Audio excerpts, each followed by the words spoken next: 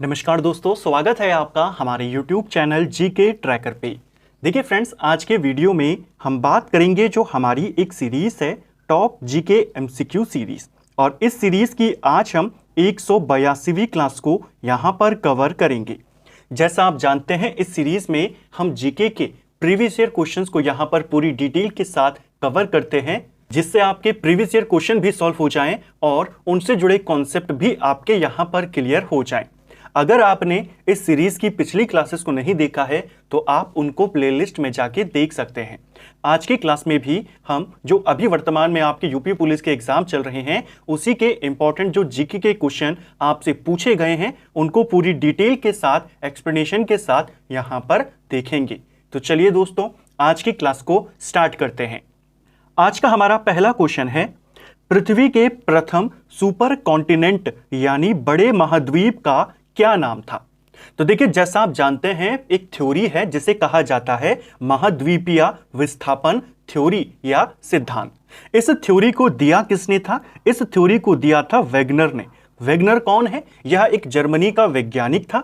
1912 में इसने एक थ्योरी को दिया, एक सिद्धांत को दिया, जिसमें बताया कि पूर्व काल में पूरी धरती में एक विशाल भूखंड था, यानी पूरी दुनिया की धरती आपस में मिली हुई थी, और उस बड़े से विशाल भूखंड को एक बड़ा महाद्वीप या सुपर कॉन्टिनेंट कहा जाता था। उसका नाम क्या बताया इन्होंने? उसका नाम था पेंजिया। ऑप्शन सी सही उत्तर यहां पर होगा। इसके अलावा एक और नाम याद करना, जो पेंजिया महाद्वीप था जिसे सुपर कॉन्टिनेंट कहा जाता है, इसके चारों ओर एक महासागर था। उस महासागर को क्या कहा जाता था? उसे पैंथालासा कहा गया है। तो इस चीज को भी ध्यान रखना, ठीक है। बाद में आज से लगभग 20 करोड़ साल पहले ये जो पेंजिया महाद्वीप है, ये दो बड़े महाद्वीपों में यहां पर टूटा। एक बड़ा महाद्वीप इससे बना जिसे कहा गया गोंडवाना लैंड, और एक दूसरा बना जिसे कहा गया अंगारा लैंड, ठीक है। और बाद में इन्हीं दोनों बड़े महाद्वीपों से जो आज के महाद्वीप हैं उनकी रचना होती है। इन दोनों महाद्वीपों के बीच में भी एक सागर था जिसे कहा जाता था टेथिस सागर। इसको भी ध्यान रखना है, ठीक है।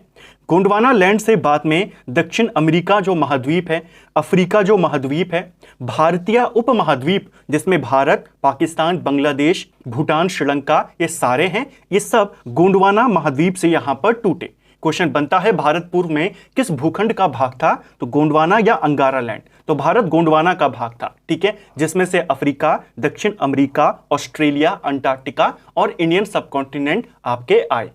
जो अंगारा लैंड है, इसमें से आपका उत्तरी अमेरिका बना, यूरोप बना, और बाकी का जो एशिया है भारतीय उपमहाद्वीप को छोड़ करके, वो सब अंगारा लैंड का पार्ट था, ठीक है। नेक्स्ट है, कौन सा संगठन दुनिया के सबसे गरीब विकासशील देशों को ऋण और अनुदान प्रदान करता है? तो दुनिया के गरीब और विकासशील देशों को लोन देने का कार्य किसके द्वारा किया जाता है? देखिए, अगर हम इसके एग्जैक्ट आंसर की बात करें, इसका आंसर होता है आईडीए, जो इंटरनेशनल डेवलपमेंट एसोसिएशन है, अंतर्राष्ट्रीय विकास संघ, जिसकी स्थापना 1960 में करी गई थी। ये लोन प्रोवाइड करवाता है गरीब देशों को। यह जो संस्था है ये किसके अंतर्गत है, यानी किसका पार्ट है? ये पार्ट है विश्व बैंक का। तो इसका जो उत्तर होगा वो विश्व बैंक होगा। ऑप्शन सी सही उत्तर यहां पर होगा, ठीक है। जो वर्ल्ड बैंक है, इसकी दो प्रमुख शाखाएं मानी जाती हैं, एक है इसकी आईबीआरडी और एक है इसकी आईडीए, ठीक है। तो आईडीए के द्वारा यह लोन दिया जाता है। हर वर्ष किस दिन को विश्व कला दिवस के रूप में मनाया जाता है? तो विश्व कला दिवस हर साल मनाया जाता है, और किस तिथि को मनाया जाता है? विश्व कला दिवस आपके हर साल 15 अप्रैल को मनाते हैं। ऑप्शन ए इसका सही उत्तर होगा। इसको मनाने की घोषणा यूनेस्को ने 2012 में करी थी, यानी 2012 से हर साल को 15 अप्रैल के दिन विश्व कला दिवस मनाया जाता है। जो 15 अप्रैल की तिथि है, इस दिन जो दुनिया का सबसे प्रसिद्ध कलाकार या बहुमुखी प्रतिभाओं का जो धनी व्यक्ति था, लियोनार्डो दा विंची, उसकी जन्म तिथि है, और इसीलिए इस दिन को विश्व कला दिवस के रूप में मनाते हैं। नेक्स्ट है, मेगा शहर वे शहर होते हैं जिनकी जनसंख्या अधिक होती है। देखिए, मेगा शहर उन शहरों को बोला जाता है जिनकी जनसंख्या 1 करोड़ से अधिक होती है। 1 करोड़ से अधिक यानी कि लगभग 10 मिलियन की इनकी जनसंख्या होती है। उन शहरों को मेगा शहर या मेगा सिटीज के नाम से जानते हैं, जिसे हम महानगर कहते हैं। जैसे भारत में महानगर कौन कौन से हैं? दिल्ली है, मुंबई है, कलकत्ता है, ये हमारे महानगर हैं। ठीक है, इनके अलावा एक और चीज यहां पर ध्यान रखना, जो आरबीआई है वो भी जनसंख्या के अनुसार नगरों का वर्गीकरण करता है, जिसमें टीयर 1, टीयर 2 और टीयर 3 इस प्रकार टीयर 6 तक के नगरों का वर्गीकरण आरबीआई करता है जनसंख्या के आधार पर। टीयर 1 में उन शहरों को शामिल किया जाता है जिनकी जनसंख्या 1 लाख से ज्यादा है। टीयर 2 में 50,000 से 99,000 तक, टीयर 3 में 20,000 से 50,000 तक, टीयर 4 में 10,000 से 20,000 तक, 5 में 5 से 10,000 तक और छठे में 5,000 से कम। एक आपने ये वर्गीकरण याद करना है। दूसरा वर्गीकरण डेवलपमेंट के आधार पे होता है। जैसे जो टीयर 1 वाले हमारे शहर होते हैं वो सबसे ज्यादा विकसित हैं, फिर टीयर 2 थोड़े से अर्ध विकसित हैं और टीयर 3 अभी विकसित होना शुरू कर रहे हैं। तो इसमें भी इनका वर्गीकरण होता है। ठीक है, नेक्स्ट है, भारत के जीएसटी मॉडल में संरचनाओं की संख्या कितनी है? तो देखिए, भारत में जीएसटी मॉडल में जो संरचनाओं की संख्या है, स्ट्रक्चर्स की संख्या है, वो 4 है। ऑप्शन ए इसका सही आंसर होगा। 4 वर्गों में इनको बांटा जाता है। जो इसकी टैक्स स्लैब है वो भी 4 ही मानी जाती हैं, जिसमें आपका एक आता है 0%, इसके बाद आता है आपका 5%, इसके बाद 12 और 18% और फिर 28%। टैक्स स्लैब के अंतर्गत कई बार 0 को नहीं काउंट किया जाता, 5, 12, 18 और 28 को मान लिया जाता है। लेकिन स्ट्रक्चर में, संरचना में इसको आपने इन 4 वर्गों में बांटना है। 0% के अंतर्गत वे चीजें आती हैं जो बुनियादी जरूरतें हैं, जो हर किसी को मिलनी ही चाहिए। 5% में वे चीजें आती हैं जो रोजमर्रा की चीजें हैं, यानी जैसे चाय हो गई, कॉफी हो गई, जो सामान्य वस्तुएं हैं, तो वो आती है 5% में। 12 और 18 के अंदर ज्यादातर हमारी जो वैसी सेवाएं हैं, जैसे डेयरी उत्पाद, इलेक्ट्रॉनिक से संबंधित, वो सब इसमें आते हैं 12 और 18 के बीच में। और 28% के अंतर्गत जो विलासिता की वस्तुएं होती हैं, जो महंगी लग्जरी चीजें होती हैं, वो आती हैं। तो ये इसकी 4 स्ट्रक्चर्स हैं। नेक्स्ट है, पैन का पूर्ण रूप क्या होता है? सिंपल सा क्वेश्चन है, पेपर में पूछा गया था। पैन जो होता है इसका पूरा नाम होता है permanent account number. Option C सही उत्तर यहां पर होगा। यह कितने नंबर का एक कोड है? तो यह टोटल 10 अंकों का अल्फा न्यूमेरिक अंकों का एक कोड है। अल्फा न्यूमेरिक यानी इसमें अल्फाबेट्स भी होते हैं और संख्याएं भी होती हैं। ठीक है, टोटल ये कितने होते हैं? ये पूरे 10 होते हैं। नेक्स्ट है, अंतर्राष्ट्रीय निशस्त्रीकरण एवं अप्रसार जागरूकता दिवस हर वर्ष किस दिन को मनाया जाता है? ऐसा क्वेश्चन भी कई बार पेपर में बना, इस बार फिर से बना। यह जो दिवस है आपका हर साल 5 मार्च को मनाते हैं। नया दिन है, हाल ही में इसे संयुक्त राष्ट्र के द्वारा घोषित किया गया था 2021 में, तो इसको भी ध्यान रखना। ठीक है, नेक्स्ट है, कौन सा अंतर्राष्ट्रीय समझौता ओजोन परत के क्षरण के लिए जिम्मेदार अनेक पदार्थों के उत्पादन को चरणबद्ध तरीके से समाप्त करके ओजोन परत का संरक्षण करने पर केंद्रित है? सिंपल सा क्वेश्चन था कि ओजोन परत के संरक्षण से संबंधित कौन सा आपका समझौता है या प्रोटोकॉल है? सही आंसर हो जाएगा मॉन्ट्रियल प्रोटोकॉल। मॉन्ट्रियल प्रोटोकॉल की बात करते हैं, ये आपके 16 सितंबर 1987 को हुआ था, इसीलिए 16 सितंबर को हर साल ओजोन संरक्षण दिवस भी मनाया जाता है। जो ये मॉन्ट्रियल प्रोटोकॉल है, यहां ओजोन के संरक्षण से संबंधित है। ठीक है, ऑप्शन डी। क्योटो प्रोटोकॉल की बात करते हैं। क्योटो प्रोटोकॉल यह किससे संबंधित है? ये आपके ग्रीन हाउस गैसेस से संबंधित है। ठीक है, कि उनको हम किस तरीके से उत्पादन को कम कर सकते हैं, जो ग्रीन हाउस गैसेस हमारी होती हैं। 1997 में क्योटो प्रोटोकॉल हुआ था और 2005 से यह लागू हुआ था। जिनेवा कन्वेंशन की बात करते हैं, तो जिनेवा कन्वेंशन युद्ध से जुड़ा हुआ एक समझौता है, जिसमें ये बातें सारी लिखी गई हैं कि जब 2 देशों के बीच युद्ध होता है और किसी देश का सैनिक दूसरे देश के द्वारा पकड़ लिया जाता है, तो उसे वॉर का कैदी यानी प्रिजनर ऑफ वॉर माना जाएगा और क्या क्या उसके अधिकार होंगे, वो सब इसके अंतर्गत बताया गया है। पेरिस समझौता यह आपके जलवायु परिवर्तन से संबंधित है। ठीक है, नेक्स्ट है, निम्न में से किस साइबर अपराध में संवेदनशील जानकारी का खुलासा करने के लिए व्यक्तियों को धोखा देना शामिल है? तो इनमें से कौन से वाले साइबर अपराध में धोखा दिया जाता है व्यक्ति को, उससे उसकी जानकारियां निकलवाने के लिए? यह होती है फिशिंग। ऑप्शन डी सही उत्तर होगा।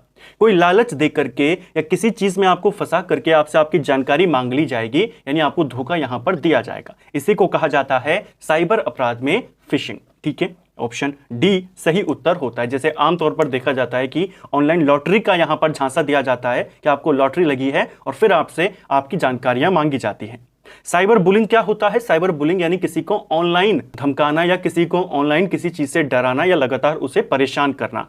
एक और चीज यहां पर ध्यान रखना, साइबर अपराधों को लेकर के भी एक समझौता हुआ है। आने वाले समय में क्वेश्चन बन सकता है कि यह समझौता किससे संबंधित है।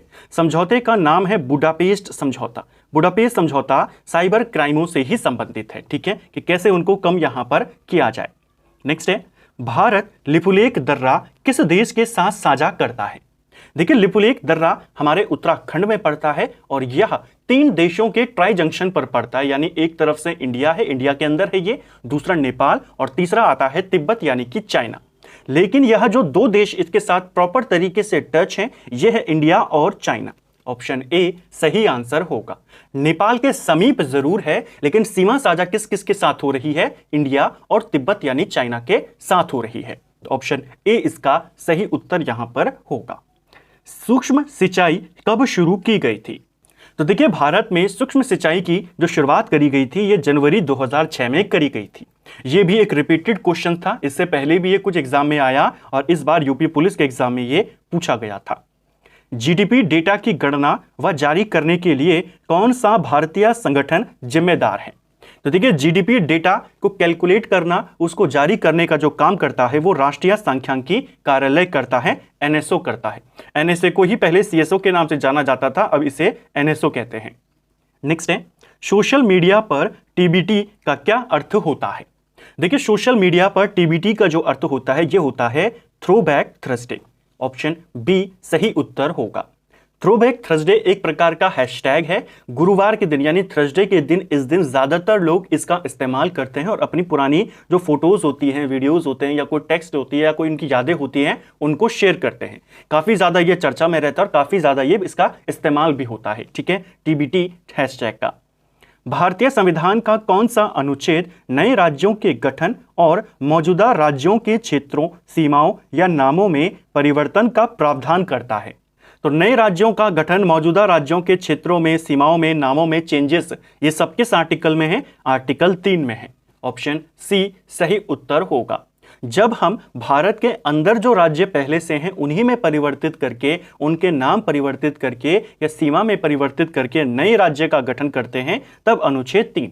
और जब हम भारत के बाहर की किसी भूमि को भारत में ला करके नए राज्य बनाते हैं तो उसमें आता है आर्टिकल 2। ठीक है, नेक्स्ट है, पृथ्वी पर उपलब्ध पानी का कितना प्रतिशत भूमिगत पानी के रूप में है, यानी अंडरग्राउंड वाटर? ये क्वेश्चन आपसे अलग अलग परीक्षाओं में पूछा गया है। जो अंडरग्राउंड वाटर का प्रतिशत है हमारी पृथ्वी पर, यह मात्र 0.7% है। ऑप्शन ए सही आंसर होगा।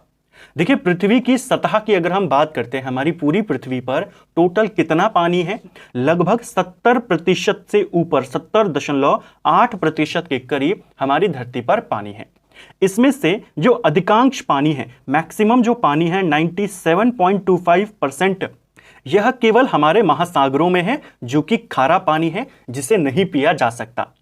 जो इसके बाद पानी की मात्रा है वो हिमानियों में, जो ग्लेशियर्स हमारे होते हैं, उनमें है लगभग 2.05%। फिर आता है अंडरग्राउंड वाटर, जो लगभग 0.68% के करीब है, यानी 0.7% के करीब। ठीक है, नेक्स्ट है, डीडीओस का फुल फॉर्म क्या होता है? देखिए, डीडीओस की अगर हम बात करते हैं, डीडीएस इसको ज्यादातर बोला जाता है, इसका फुल फॉर्म होता है distributed denial of service. Option A सही उत्तर यहां पर होगा। देखिए, कंप्यूटर के अंदर एक साइबर हमला एक प्रकार का होता है जिसे हम कहते हैं डीओएस, डिनायल ऑफ सर्विस, जिसके अंतर्गत एक ही कंप्यूटर से किसी सिस्टम के ऊपर या किसी वेबसाइट के ऊपर लगातार आवेदन भेजे जाते हैं, जिससे उसको क्रैश कराने का प्रयास किया जाता है कि साइट को क्रैश करा दिया जाए। इसी का एक अपग्रेडेड रूप या इसी का एक पार्ट है डीडीओएस। इसके अंतर्गत एक ही सिस्टम से नहीं भेजा जाएगा, अलग अलग कंप्यूटरों से एक ही समय पर एक ही साइट के ऊपर लगातार ट्रैफिक को भेजा जाता है ताकि उसे क्रैश करा दिया जाए। और ये अब तक का सबसे इंपॉर्टेंट और सबसे इफेक्टिव वे है किसी भी साइट को या किसी भी एप्लीकेशन को क्रैश करवाने का, कि आप एक साथ अलग अलग जगहों से अलग अलग सिस्टम से उसके ऊपर ट्रैफिक को भेजें। इसी को कहा जाता है डिस्ट्रीब्यूटेड डिनायल ऑफ सर्विस। ठीक है, होता क्या है, यह एक प्रकार का साइबर अटैक होता है। ठीक है, भारत में राष्ट्रीय दुग्ध दिवस किस महीने में मनाया जाता है? तो देखिए, राष्ट्रीय दुग्ध दिवस भारत में हर साल नवंबर में मनाते हैं। 26 नवंबर को श्वेत क्रांति के जो जनक थे डॉक्टर वर्गीस कुरियन, उनकी जन्मतिथि है और उसी दिन भारत में हर साल दुग्ध दिवस मनाया जाता है। ठीक है, अगर हम अंतर्राष्ट्रीय दुग्ध दिवस की बात करते हैं, ये तो नेशनल मिल्क डे हो गया, अंतर्राष्ट्रीय वाले की बात करते हैं तो वो हर साल 1 जून को मनाया जाता है। ठीक है, नेक्स्ट है, भारत में ऑपरेशन ग्रीन हंट क्या है? तो देखिए, ऑपरेशन ग्रीन हंट की बात करते हैं, इसकी शुरुआत लगभग 2009 के आसपास होती है और यह नक्सल विरोधी अभियानों के लिए इस्तेमाल होता है। ऑप्शन सी सही उत्तर यहां पर होगा। कौन सी अंतर्राष्ट्रीय संधि बच्चों के अधिकारों पर केंद्रित है? तो 4 अंतर्राष्ट्रीय संधि या समझौते आपको दिए गए हैं, इनमें से कौन सी संधि है जो बच्चों के अधिकारों पर है, उसको आपने बताना है। तो चलिए पहले एक एक करके इन संधियों को देखते हैं, हो सकता है अगले पेपर में इन्हीं में से कोई दूसरी संधि के बारे में पूछ ले। सबसे पहली है ICCPR, इसका फुल फॉर्म है international convention on civil and political rights, यानी नागरिक और राजनीतिक अधिकारों पर अंतर्राष्ट्रीय सम्मेलन। तो यह नाम से ही आप बता देंगे, यह नागरिक अधिकारों पर, राजनीतिक अधिकारों पर आधारित है। ठीक है, दूसरा है ICERD। ICERD की बात करते हैं तो यह होता है international convention on the elimination of all form of radical discrimination, यानी जो किसी भी प्रकार का भेदभाव है, नस्लीय भेदभाव है, उसको खत्म करना, उसके लिए सम्मेलन था। तो यह आपके नस्लीय भेदभाव से संबंधित है। तीसरा है CRC। CRC का फुल फॉर्म होता है convention on the rights of the child, यानी CRC। आपको यही पूछा गया था, ऑप्शन सी सही उत्तर यहां पर हो जाएगा। 1989 में यह समझौता हुआ था। और चौथे वाले की बात करते हैं CEDAW, convention on the elimination of all form of discrimination against woman, ये वुमन से संबंधित है। ठीक है, मानव अधिकारों की सार्वभौम घोषणा का कौन सा अनुच्छेद उत्पीड़न से शरण लेने के अधिकार की गारंटी देता है?